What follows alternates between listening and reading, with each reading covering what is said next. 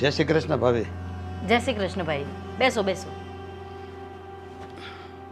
ભાભી, શું થયું છે રોહનને કે તમે મને ફોન કરીને બોલાવ્યો? ખબર નહીં નટવરભાઈ કે મારા રોહનને શું થઈ ગયું છે. પાછલા કેટલાય દિવસથી બોલતો નથી, ચાલતો નથી, સરખું ખાતોય નથી, કામ ધંધે નથી જતો, અને પાછલા અઠવાડિયાથી તો એ દારૂ પણ પીવા લાગ્યો છે. ઘણીવાર મેં એને પૂછ્યું કે દીકરા શું થયું છે, પણ એ કંઈ જવાબ પણ જ નથી આપતો. શું રોહન દારૂ પીવા લાગ્યો છે? તો ભાભી, એ શું કામ એવું કરે છે? શું થયું છે એમને? ભાઈ, એ શું કામ આવું કરે છે એ તો મને જરાય સમજાતું નથી. ઘણીવાર પૂછ્યું છતાં જવાબ પણ નથી આપતો. હું શું કરું કાંઈ સમજ નથી પડતી, એટલે તમને ફોન કરીને બોલાવ્યા. રોહન ક્યાં છે અત્યારે? એ અત્યારે એના રૂમમાં છે. તો સારો ભાભી, હું એમને મળતો આવું.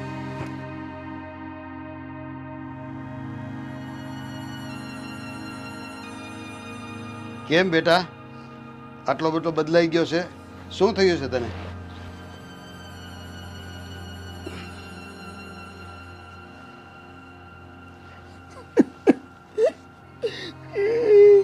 બસ બેટા, રડીશ નહીં. શું થયું છે તને?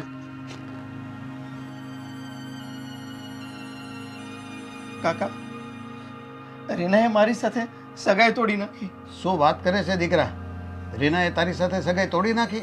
મારા એક દગાબાજ દોસ્તની ખોટી વાતોમાં આવીને એમણે મારી સાથે સગાઈ તોડી નાખી.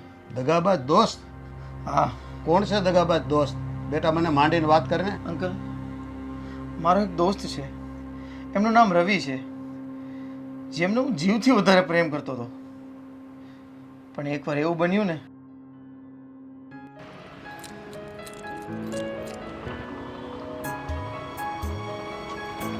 હાય હાય, શું વાત છે ભાઈ?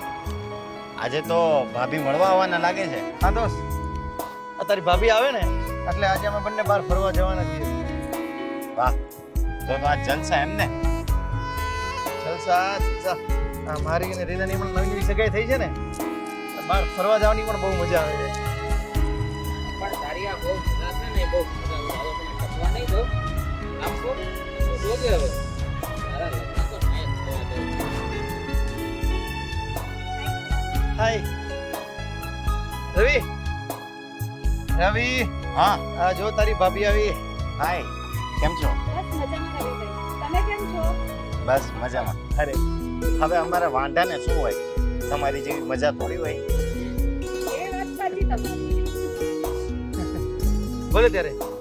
અરે ચાલ રીના, આપણે મોડું થાય છે, હવે આપણે જઈએ. હા હા, હવે તમારી પાસે અમારા જેવા મિત્રો માટે થોડો ટાઈમ હોય.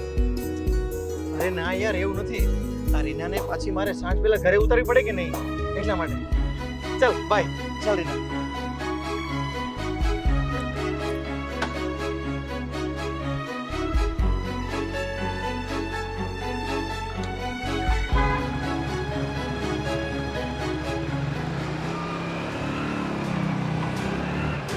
સાલા હરામખોર, તારી આ ખુશી જાજો દિવસ રહેવા નહીં દઉં. ને બેને હું અલગ ના કરાવી દઉં ને તો મારું નામ પણ રવિ નહીં.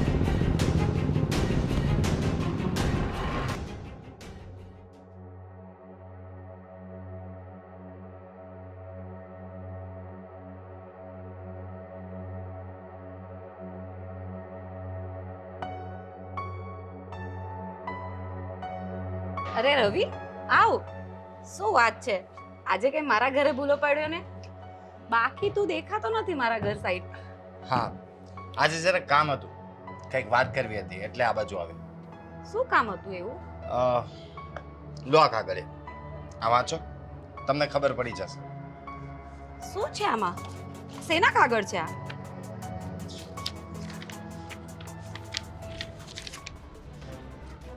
અરે આ તો રોહનના ડિવોર્સના પેપર છે.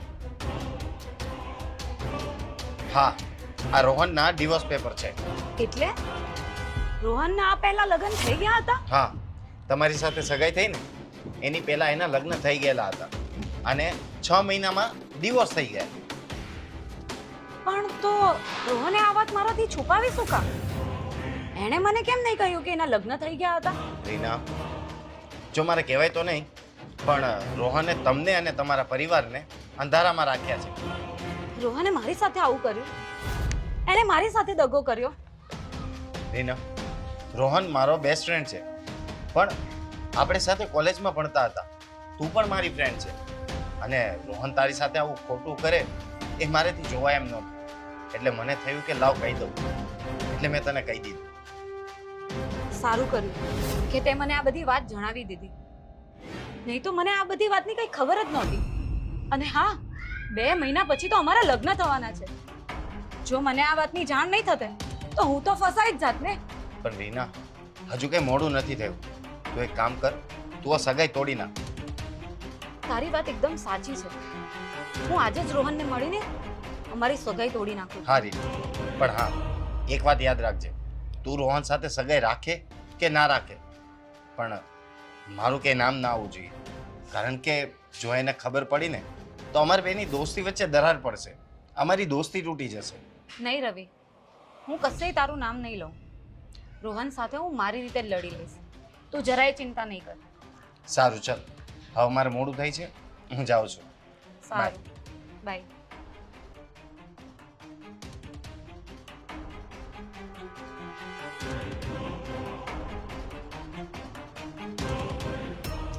આ રીનાને શું કામ હશે?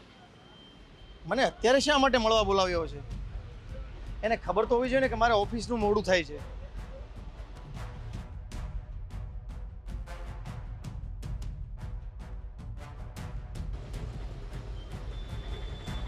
રીના, આ કઈ મને મળવા બોલાવવાનો ટાઈમ છે? તને ખબર નથી કે અત્યારે મારો ઓફિસનો ટાઈમ છે, મારે મોડું થાય છે. તારી ઓફિસ ગઈ તેલ લેવા.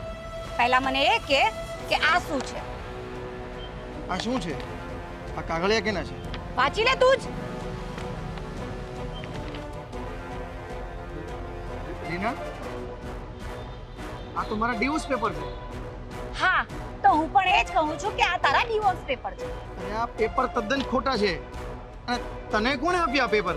આ પેપર ખોટા છે કે પછી તું ખોટો છે? એટલે તને મારા પર વિશ્વાસ નથી? ના, આ પેપર જોયા પછી મને તારા પર જરાય વિશ્વાસ નથી રહ્યો. અરે રીના, આ પેપર જ ખોટા છે અને મારા લગ્ન તો હજી થયા નથી. હું કઈ મૂર્ખ નથી કે મને આ બધી સમજ નહીં પડે. આ સરકારી કાગળો છે અને આની પર કોર્ટનો સિક્કો બી મારેલો છે, એટલે આ બધું ખોટું હોય જ નહીં શકે.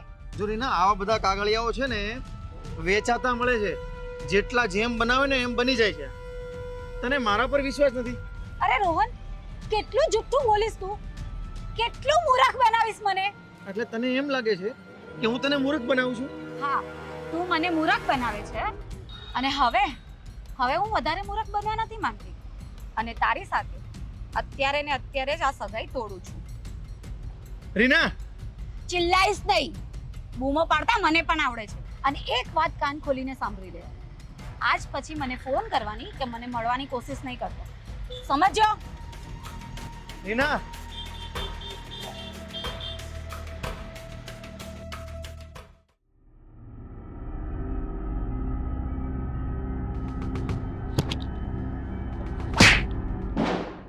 આ બધી શું બદતમીજી છે? સાલા કૂતરા, મારી પીઠ પાછળ મોટી મોટી ગેમો રમે છે અને મારી પીઠ પાછળ સૂરો ખોપે છે. અરે મેં એવું તો શું કર્યું કે તું મને આવું બધું કહે છે? સાલા તેજ રીનાના કાન ભર્યા છે અને તેજને જૂઠા ડિવોર્સના રિપોર્ટ આપ્યા છે. અરે અચ્છા, તો તને ખબર પડી ગઈ. હા, આ મેં જ આપ્યા છે રીનાને તારા જૂઠા ડિવોર્સના પેપર, અને મેં જ આ બધું કર્યું છે કારણ કે મને છેલ્લા કેટલાય દિવસથી તારી ઉપર દાઝ હતી. શું બગાડ્યું તું મેં તારું? શા માટે મારી સાથે આવી દુશ્મની કરી? બોલ. આ તો સાંભળ, 1 વર્ષ પહેલા મારી સગાઈની વાત ચાલી હતી અને છોકરીવાળા તને ઓળખતા હતા અને તું પણ છોકરીવાળાને ઓળખતો હતો, અને ત્યારે એ લોકોએ તને મારા વિશે પૂછ્યું એટલે તે શું કીધું? તું કાંઈ જ ન બોલ્યો, તે કંઈ જ રિપોર્ટ ના આપ્યા અને એમ કહીને છટકી ગયો કે હું આ બાબતે રસ નહીં લઉં. અને તારી આ જ વાતના લીધે મારી સગાઈ થતી રહી ગઈ, અને બસ એ જ વાતની દાદ લઈને હું બેઠો હતો અને એ જ વાતનો મેં બદલો આજે લીધો. સમજ્યો? રવિ, મેં તારી સગાઈની વાતમાં એટલા માટે ઇન્ટરેસ્ટ નહોતો લીધો કારણ કે તું કંઈ ધંધો નથી કરતો. તું રખડી ખાય છે. પણ હા, તું મારો દોસ્ત જરૂર છું, પણ દોસ્તી અને વ્યવહાર આ બંને અલગ અલગ છે. એટલે હું તારા કોઈ પણ વ્યવહારિક મામલામાં ઇન્ટરેસ્ટ લેવા નહોતો માગતો. કંઈ વાંધો નહીં. તારે જે કરવાનું હતું એ તે કરી લીધું, અને મારે જે કરવાનું હતું એ મેં કરી લીધું. આજથી તારા ને મારા રસ્તા અલગ છે. અને હવે સાંભળ, આપણી દોસ્તી આજથી પૂરી. ઠીક છે, હું જાઉં છું, પણ યાદ રાખજે, હું તને છોડીશ નહીં. હું તને વળતો જવાબ જરૂર આપીશ. હા હા, કરી લેજે જે કરવું હોય એ. બેટા, આમાં કાંઈ હતાશ ન થઈ જવાય અને માર્ગ ન ભટકી જવાય. કાકા, દુઃખ મને બે વાતનું લાગ્યું છે. તો રવિને હું જીવથી વધારે ચાહતો હતો અને એમને મારો જીગરજાન સમજતો હતો, અને એણે જ મને દગો દીધો.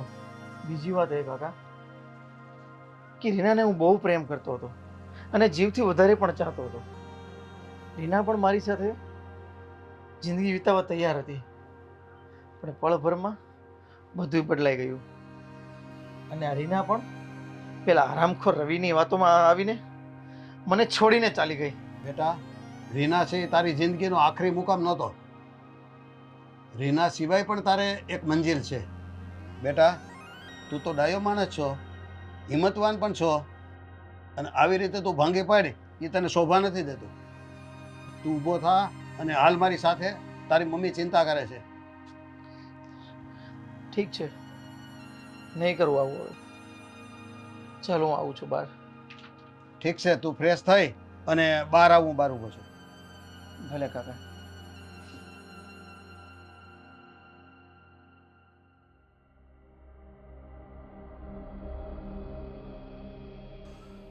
રવિ, અરે આવો આવો કાકા, બેસો બેસો. હું અહીંયા બેસવા નથી આવ્યો, પણ તને પૂછવા આવ્યો છું કે રોહનનું ઘર તોડાવી અને હવે તને શાંતિ થઈ છે? અરે કાકા, મને માફ કરજો. મને ખબર છે કે મેં આ બહુ ખોટું કર્યું છે, મારી ભૂલ થઈ છે, અને મને એ વાતનો અફસોસ પણ છે. તે બબે લોકોના ભાવ બગાડ્યા છે. પતિ પત્નીના સંબંધ તો ઉપરથી બનીને આવે છે, અને તે છે ને કુદરતના નિયમને પલટાવ્યો છે. માણસ અમુક હદ સુધી તો નીચ હોય છે, પણ તે તો નીચતાની પણ હદ વટાવી દીધી છે. તું માણસાઈ મેલી અને હેવાન બની ગયો છે અને ન કરવાનું કામ કરેલ છે. રવિ, તું ને રોહન તો બે મિત્રો હતા, જીગરજાન મિત્રો હતા. એક જીગરજાન મિત્ર થઈ અને તે તારા મિત્રનો જીવ લઈ લીધો. મારી વાતને તું શાંતિથી વિચારી લેજે.